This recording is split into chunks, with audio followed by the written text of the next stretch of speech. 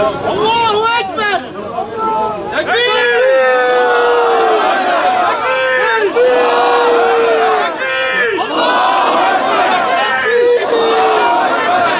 Biraz geri gel ya.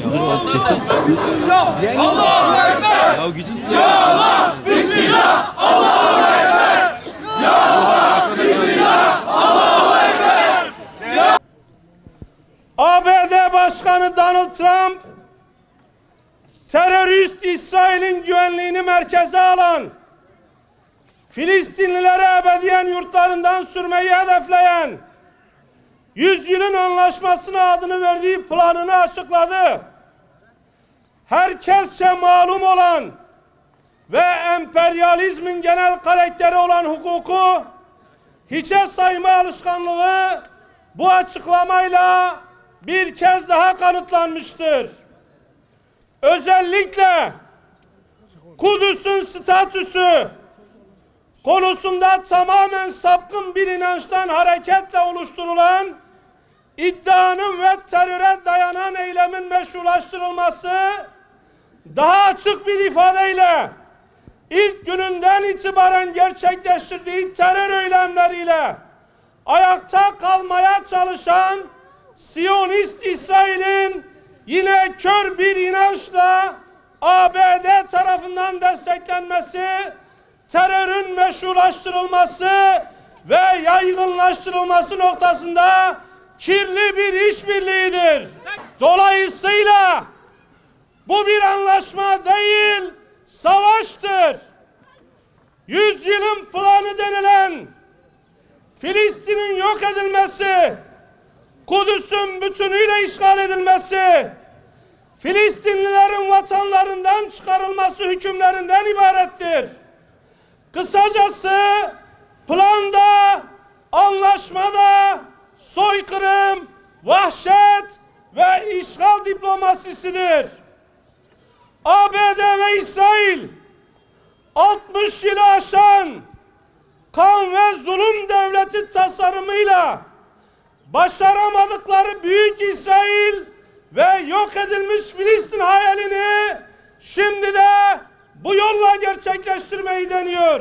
Kahrolsun Amerika! Kahrolsun İsrail! Kahrolsun Amerika! Postalla, kanla olmadı, kravatla ve kalemle deneyelim diyorlar. Bu anlaşmayı önemseyen, irdeleyen, konuşmaya ve uzlaşmaya değer gören herkesi Filistin'in düşmanı, Kudüs'ün satıcısı, Filistinlilerin soykırımcısı olarak tanımlıyor ve tanımlamaktayız. Hiç kimse Filistin'i işgal etmeye, İsrail'e yol vermeye, ABD'ye refakat etmeye yeltenmesin. Bu coğrafya insani değerleri herkese sunma noktasında cömert, insanlıktan nasipsiz her özneye, her devlete ve her zihniyete haddini bildirecek kadar mert insanların ve inanmışların coğrafyasıdır. Allahu Ekber! Allahu Ekber! Allahu Ekber!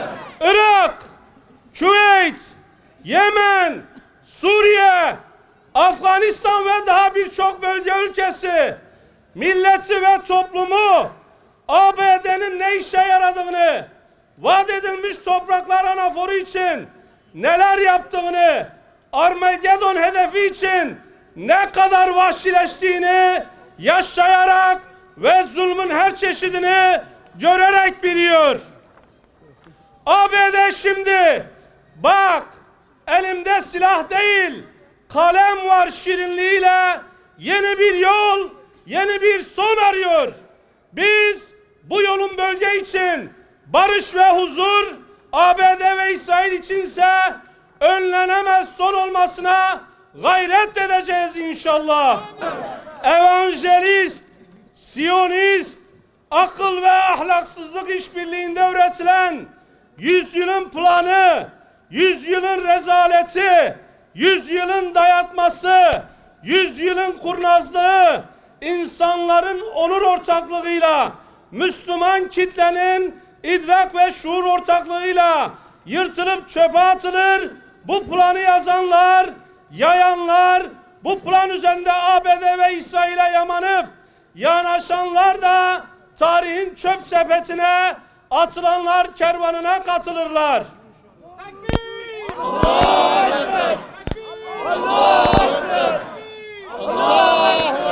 Biz diyoruz ki Filistin ne İsrail'in hedeflediği kadar küçük ne de ABD'nin düşündüğü kadar aciz bir devlettir. Bilinsin ki intifada sadece Filistin'e ve Filistinlilere ait değil, bütün insanlığa ve yerküreye hakim bir bilinçtir. Bu planın tek olumlu yanı evangelizme, emperyalizme, siyonizme ve kapitalizme karşı küresel intifada çağrısının karşılık bulmasını hem kolaylaştıracak, hem hızlandıracak, hem de katılanların sayısını artıracak olmasıdır.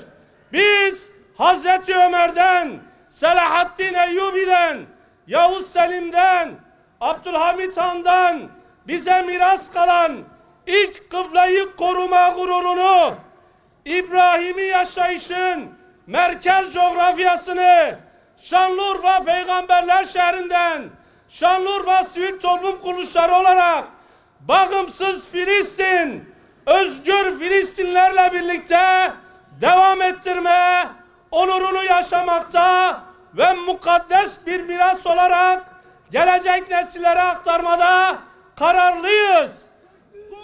Allahu Ekber! Allahu Ekber! ABD ve İsrail şunu bilsin ki içinde bağımsız Filistin, özgür Kudüs ve işgal ettiği topraklardan çekilmiş İsrail kavramlarının ve bunu sağlayacak kuralların olmadığı hiçbir sözleşme, anlaşma ve plan imzamıza da rızamıza da sahip olamaz. Çok Amerika! Kahrolsun Amerika! Kahrolsun Amerika! Kahrolsun Amerika! Kahrolsun Amerika! Kahrolsun İsrail! çok açık ve net söylüyoruz.